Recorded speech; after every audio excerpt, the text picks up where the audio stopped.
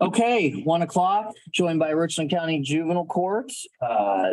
We have Al in Media Land. Stacy, I think you know everyone, right? For minutes purposes.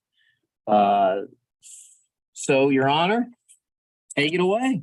Okay. Thank you, Commissioner Banks and Commissioner Beers. It's an honor to be here today to talk a little bit about the successes of juvenile court and to talk about the budget that you've been presented with. So I'll just have a few introductory remarks and then I'll turn it over to Mr. Bumpus. So I've reviewed the court's expenditures for the past year and submitted my official written request for appropriations from the board. In accordance with Revised Code Section 215110, I believe the proposed budget sets forth the estimated necessary and reasonable administrative expenses for the operation of juvenile court. It provides for staff, the maintenance and operation of the detention center, and for the care, maintenance, education, and support of neglected, abused, dependent, and delinquent children. In addition to determining the expenditures, I believe that are reasonably necessary, a calculation of expected revenue has also been done, as well as an estimate of the grants likely to receive that will significantly diminish the burden that is on the general fund. Under Revised Code Section 215113, as the judge, I'm charged with appointing employees as necessary, designating titles, fixing duties, and compensation of those employees. Revised Code Section 2301.03G also gives me authority to determine the positions and the people necessary for me to discharge my statutory duties. The Ohio Supreme Court has recognized that a judge's budget is presumed to be reasonable and necessary, and the commissioners would have to prove that it is unreasonable and unnecessary. So I think an important distinction should be made. The commissioner's role as the funding authority doesn't place the commissioners in authority over the finances of the court. The Ohio Supreme Court has recognized that the public interest is served when the court cooperates with the funding authority. So evidence of this cooperation is the salary survey that Mr. Bumpus prepared and provided to the three commissioners about a month ago. Cooperation, of course, doesn't mean the court must surrender its power to decide personnel and staffing matters to that funding authority. I'm the only elected official who observes the day-to-day operation of the court. So I think it would be presumptuous to assume that another elected official has better knowledge of the needs of the court. My staff and I are working to protect the best interests of children. The nature of the court's work of caring for young people requires hiring and retaining qualified people with integrity to care about the children that they are serving. Because of the importance of the work, it is important to financially reward loyalty, the expertise, and the experience of the staff. I believe the court has provided the commissioners with a reasonable budget that is necessary to fulfill its statutory obligations. I believe this budget that draws about $23,000 more from the general fund than in 2022, which is a fairly small amount, is fiscally responsible, and it demonstrates good faith toward the commissioners and toward the other agencies in the county that the commissioners are responsible for funding. So legal counsel has appeared with us today, Attorney Cooper Bowen from Montgomery Johnson, and he has reviewed the budget and the salary study that Mr. Bumpus has prepared and also believes the budget the court is proposing is reasonable and necessary. So if you like, you can speak to that as well. So are you paying for the legal fees out of your budget? That is provided by the Ohio Supreme Court. So they're doing that? Yeah, primarily. I believe there is some amount that can be responsible for, I think. There maybe. Depends on maybe a couple $100. So that'll come out of your budget. We'll probably use it out of one of our funds. So at this point, I'll turn it over. And I think he can field some of your questions and go through some preliminary remarks that he had. Yeah, I'd like to go through just some of the highlights of the budget. First off, I'd like to thank you for your support in the funding that you gave us to increase our starting rates. The fruit of that was when you look January through July, as compared to August through now. The turnover in our clerking operation has gone from 80% to 0. And in detention staff, it's gone from 50% to 30%. So we've seen the fruit of what we hope to see on that. After year to date, we've had 57 interviews trying to keep positions filled, which I'm sure is the case with most employers. With that, we'll just go over some of the highlights. Our revenue estimates for 2023 are strong. We're very happy about that, reflecting a year-over-year improvement of 30%, or about $311,000 that will go to the bottom line of the general fund. We're projecting double-digit gains in most every major revenue stream, with almost $211,000 of that coming from the reclaim grant alone. We continue to capitalize on our out-of-county detention services. We're going to well exceed our budget this year. It allowed us to predicate next year's budget to show an increase in that category also. And we're also now talking with Sandusky and Geauga counties about possible detention services for those counties. There are some things that you should be aware of that don't hit the revenue list. That one would be we use Title I tutors through the Mansfield City school system to subsidize our teaching staff in detention, which is worth about $31,500 every year.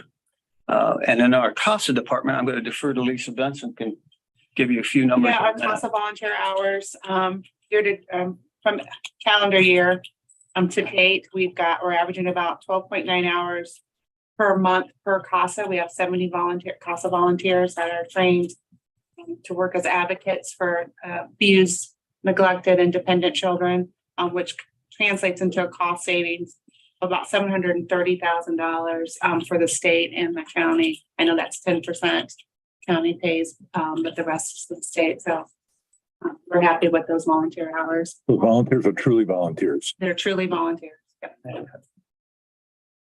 Mostly retirees that Mhm. help kids out. In your introductory letter, Brian, I was just trying to make the math, because here you had to bump up the floor staff.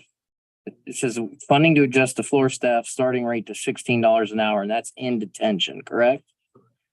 Where is that reflected then to the staff on the personal service schedule? I always try to do the math, and I count head count for every single budget that comes before us. I track head count on a year-to-year basis. So I show all juvenile detention staff has remained pretty consistent. There's been some fluctuations. The part-time hours have actually gone up to 1.65 FTEs. So I'm curious as to the methodology and how you determine what hours you need. And then also the math that reflects the increase to the floor staff. I was just trying to find that within the personal service schedule.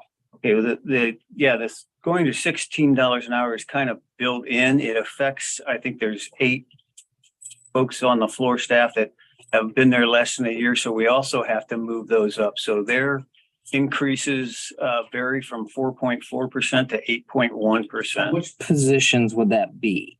That's what it just said floor staff. Now I understand floors, not cleaning floors, right? It's your frontline staff, et cetera. But I was trying to say, okay, would that be youth specialists? Would that be shift supervisors? Would that be Youth specialists, all of them.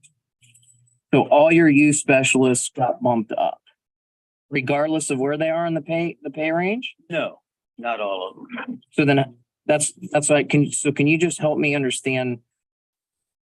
Help me correlate your cover letter to where it relates to on the personal service schedule. Those that if we move the starting rate up to $16, I have several staff that have been there for a few months or whatever that are making less than 16. So then they have to be moved up and accelerated to match that new starting rate. So it was just that staff that was under the 16 threshold then. Yes. So how many people would that be?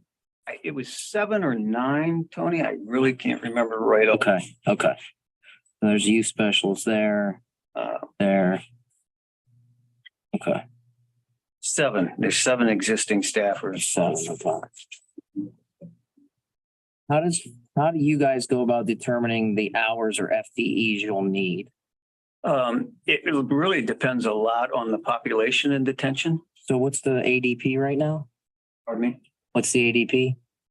ADP, Average daily population? I'm 17.7 year to date. Okay, and what is that usually?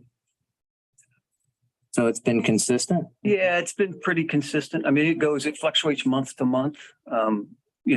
Just the other day, we had 23 kids and now we're down to like 16.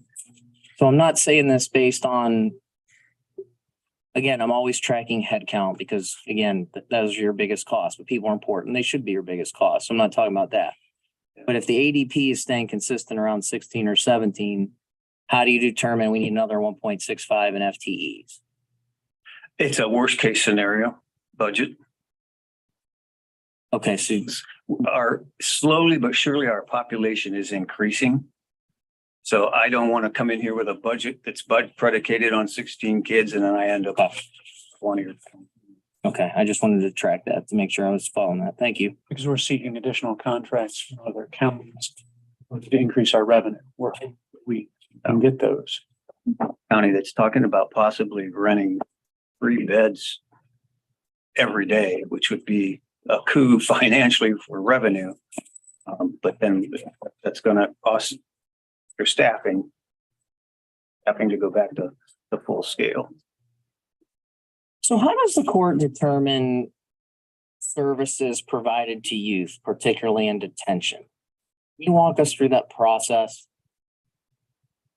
Let me have Ms. Benson speak to that. I can. All the youth that when they first are entered into our facility are assessed. There are several mental health assessments that occur. We also have, along with that comes the predispositional study that from that youth or that county that says what the court orders are, what the expectations are, whether this youth needs a drug alcohol assessment, this youth, in addition to our normal assessment. So each youth meets with the assistant detention director, Mr. Maurer, and they do a series of assessments. So even though it's a standalone court, you have a director of detention and an assistant director of detention? Okay. So let me rephrase that.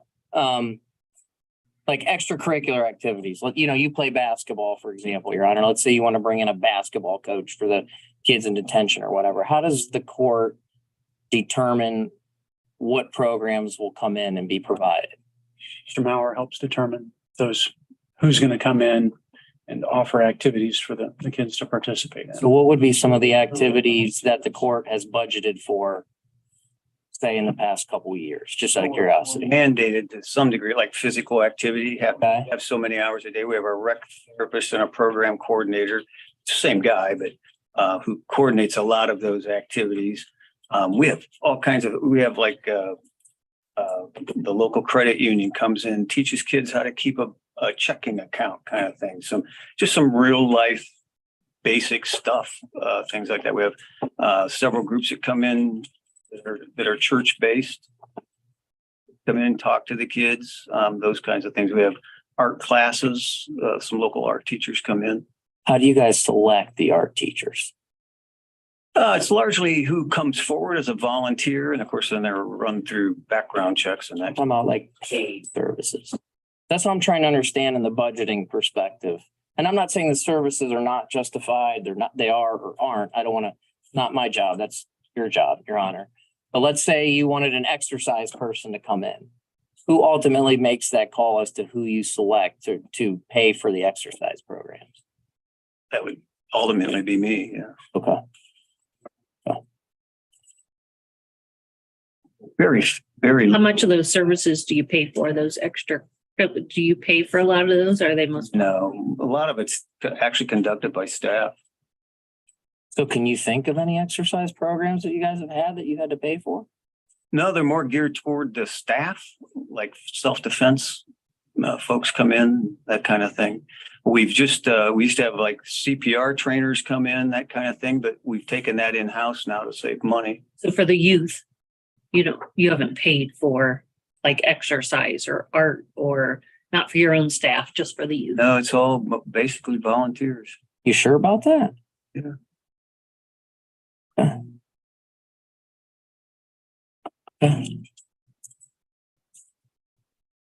We do pay for like art supplies, those kinds of things, but the actual people performing the classes don't ask for pay.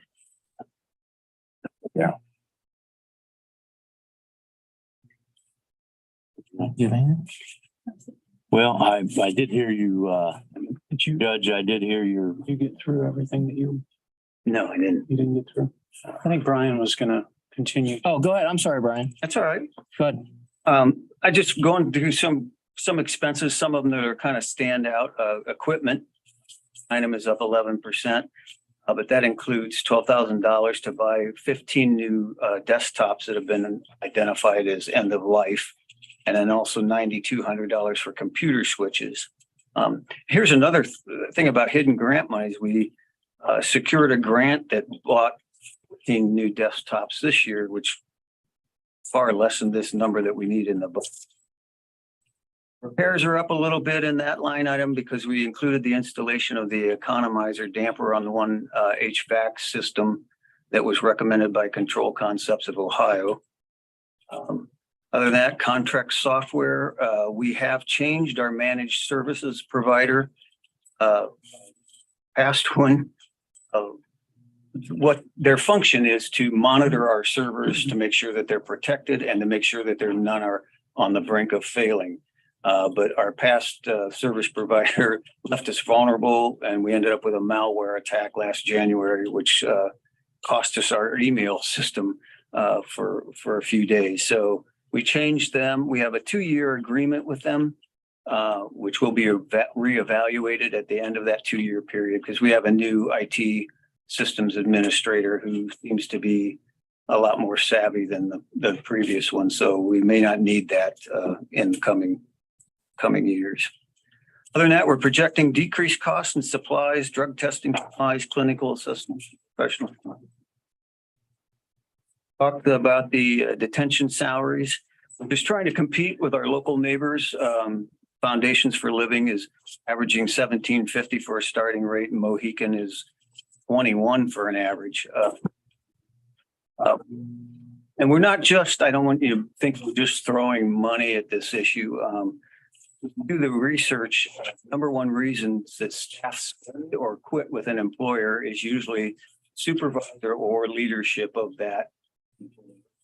And so we're putting a lot of emphasis on employee relations back in detention. And we're fortunate to have Greg Peters, our director. That's one of his fortes.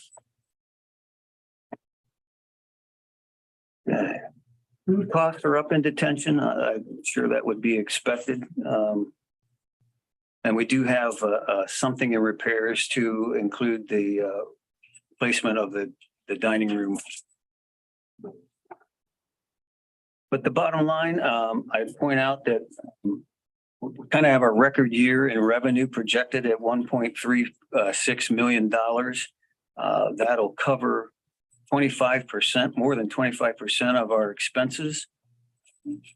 Compared to this year's budget, the bottom line impact on the general fund is 0.6% year over year go ahead. And if you compare that to 2021, it's a 0.1% go ahead, $3,500. So my point is that we're holding the line for you guys to try and be of assistance.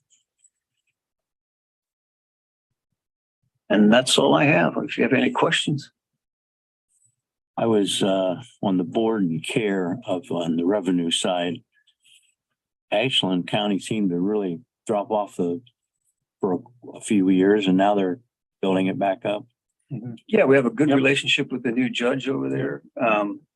We helped her kind of get her footing, and her court administrator and I and Lisa spent time with her. And so I think they've kind of rewarded us for that.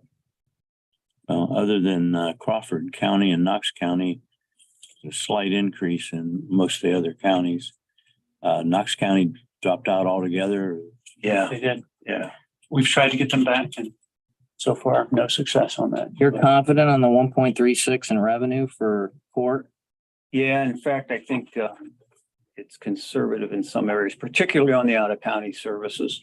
I'm trending right now to break 200,000 this year. And I think we're budgeted for 154.8 or something like that. So you think you'll hit that bogey? On the 1.36 then? Yeah, I think you, And the transfers in the reclaim. You really jump that up. yeah. And we're, for those of us that don't understand a lot of this, what is the reclaim? I will Ms. Spencer. defer to Lisa on this complicated formula. It is a complicated formula, but basically it's about the felony adjudications that we have within the court, within the county versus the amount of bed days that we utilize at the community correctional facility and the Department of Youth Services.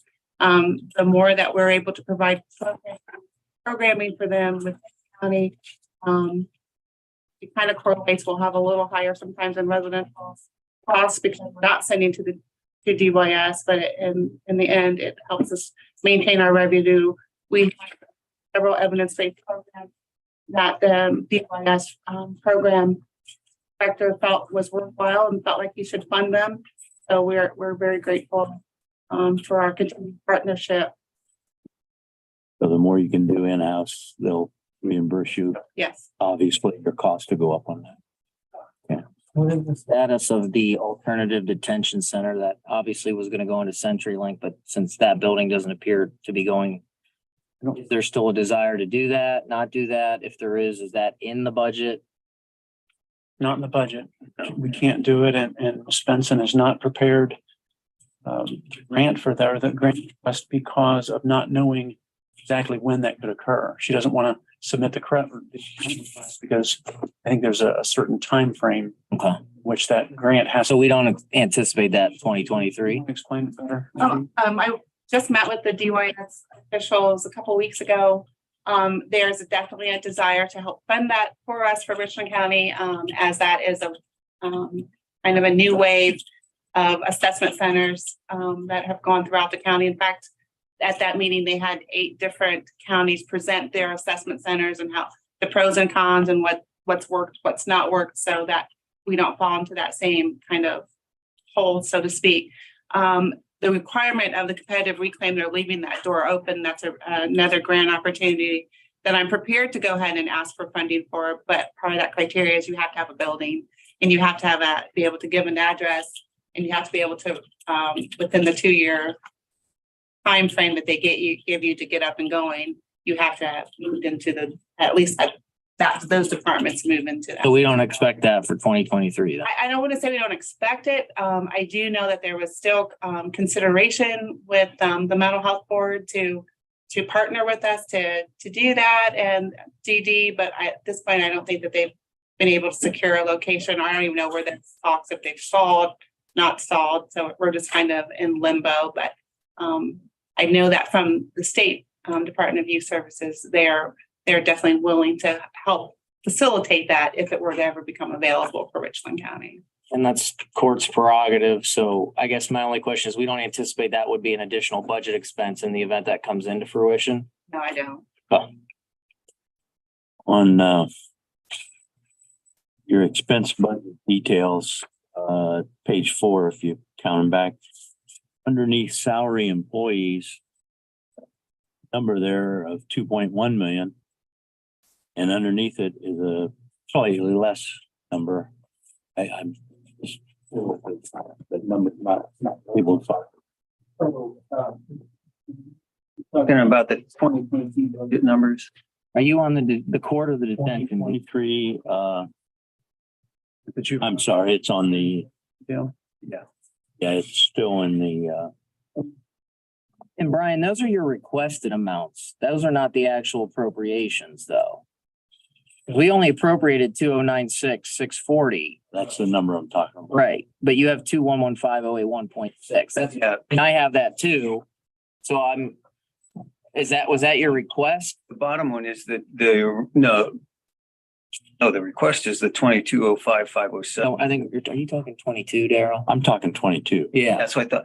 Yeah, the bottom number is the original appropriation, and then the top one is the revised. It's more funds to starting I record. didn't understand that because it's not labeled. That's fine. Yeah, that's how I took.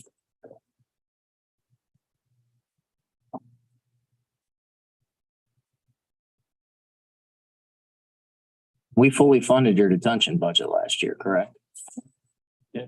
And also increased juvenile court budget. Well, not your full request, because there's an increase. It was, yeah, there was some increase.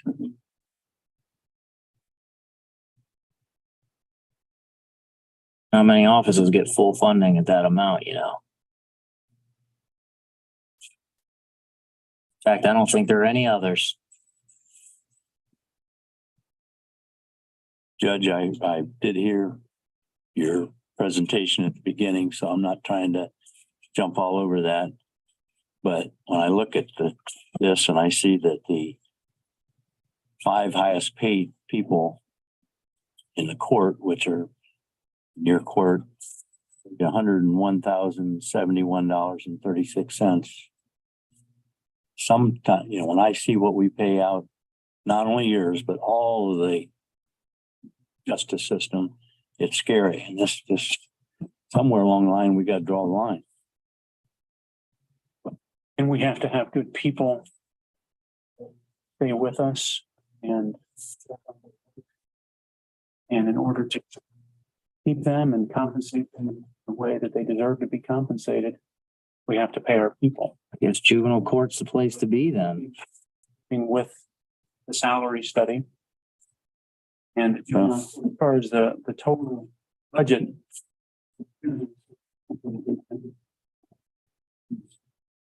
Elephant in a way, because there's a lot of responsibilities That got fully funded and statutorily imposed on me. So I've got to make sure that I have the people to be able to take care of that responsibility. So that's response to your Yeah. statement, Commissioner Vero, is generally, it is a big budget and it may be bigger than others. And that's because the responsibilities that I have, the sheriff's responsibilities aren't big. I don't know what the sheriff's budget is. I know what I need to be able to do. I know what I need to have in order to do what I need to do. And as to the individuals, Are you saying we haven't done that? they need to be compensated in a way that rewards their expertise and their experience. Or are you saying this office hasn't funded you guys appropriately? I'm not. Okay. I'm not, and I appreciate the funding that we've received previously. But as to 23, I'm giving reasons for the justification for the proposed 23 budget. So we are several $1 million over in requests. So what our auditor is saying we will bring in to revenues. Whether you have the Supreme Court lawyer with you or not, I think he would acknowledge that we pass a balanced budget. And it's not unfair to make reductions to try to pass a balanced budget, right?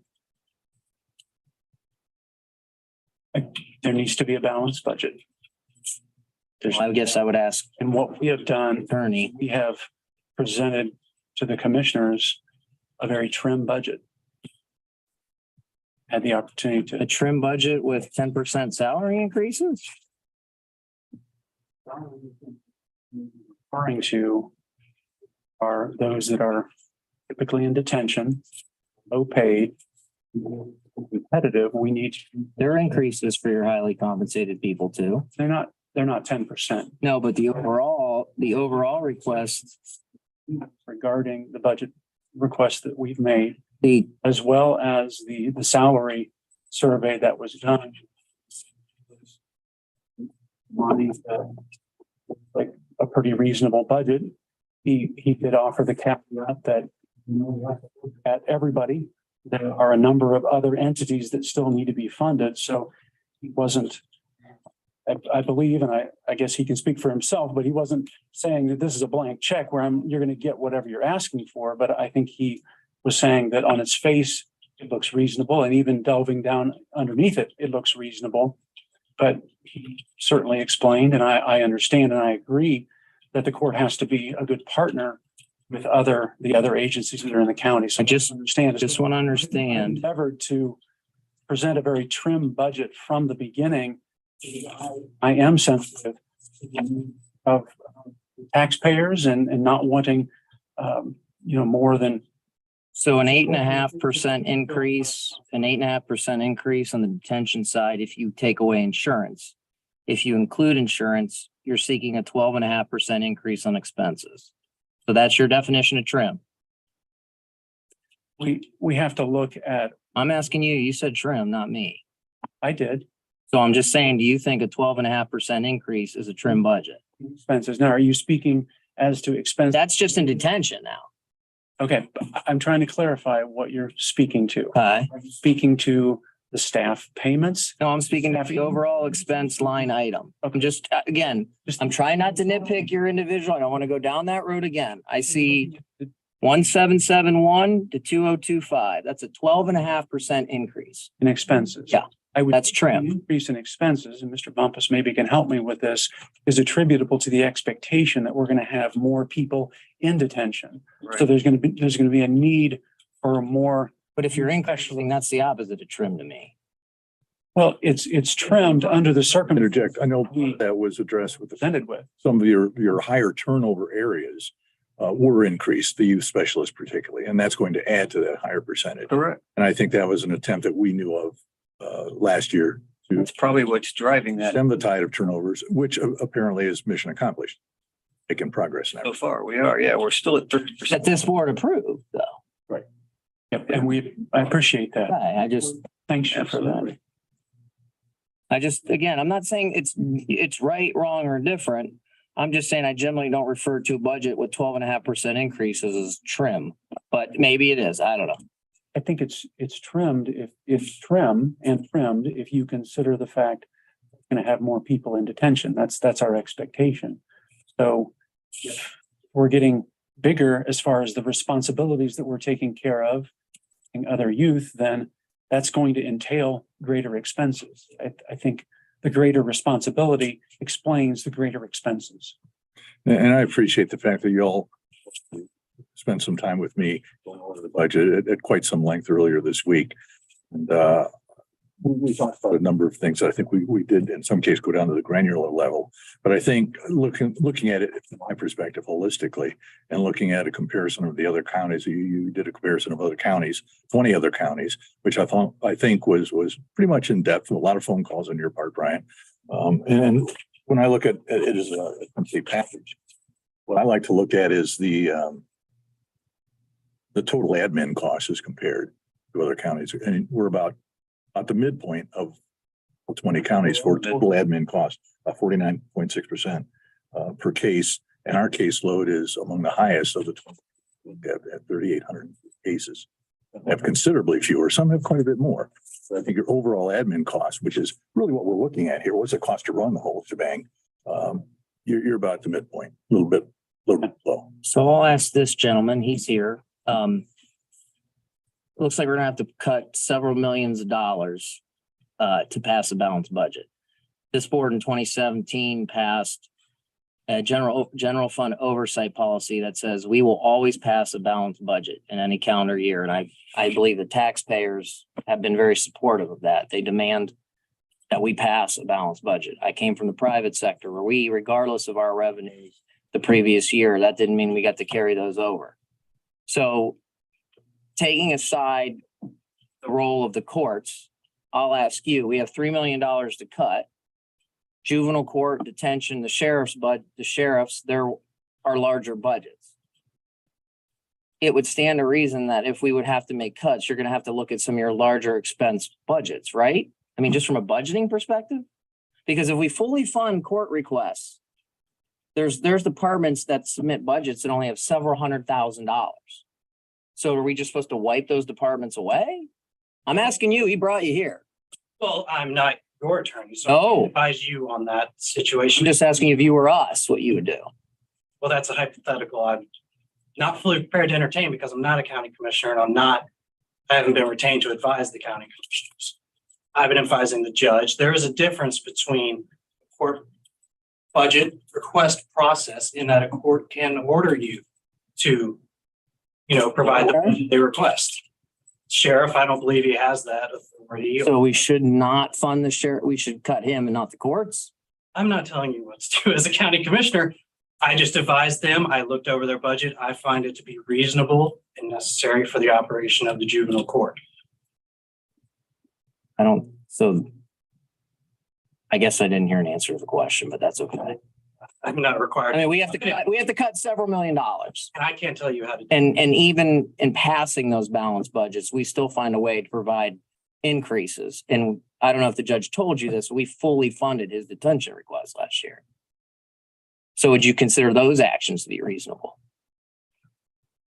I mean, we fully funded the request. I think the request was reasonable and it was funded. So would it be reasonable, let's say if we cut it by, got a $5 million budget, give or take, if we cut $10 out of it, would that still not be reasonable? I think that the budget request is reasonable. So the standard for reasonable in your mind is to just fully fund the budget. You're asking me to make a decision for you or to entertain a hypothetical decision for you. What is important is that the request is reasonable.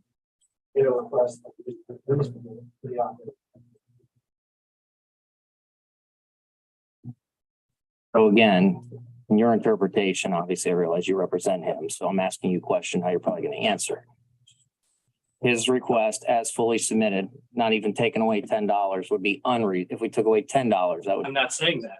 I'm not commenting on a hypothetical budget. I'm commenting on the budget proposal that is actually.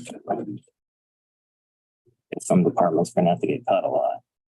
Yeah. Sure, which ones? We've got 3 million. So, and guess we'll have to cut from the sheriff. I don't have any further. I don't, I'm good. Now,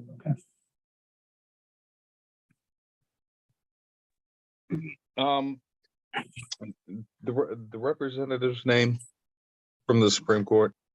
I'm not from the Supreme Court. My name is Cooper Bowen. I'm an attorney with firm of Johnson LLP. We do provide legal services to courts through the Supreme Court's Judges Risk Program. so how many budget hearings have you gone to with judges? Been to a few. I started in Hamilton County's prosecutor's office and I've been to a few there. So Other than that, I can't think of any other questions. I think everything's been fairly clear. So you guys handle 38 or 3803. $5 million budgets. What's that approaching? $1,400. That's reasonable. That's the math. I didn't do the math. I don't know. I don't have any more questions. All right. Thank you. Thank you for your time. Seeing nothing further, we will adjourn at 1:38.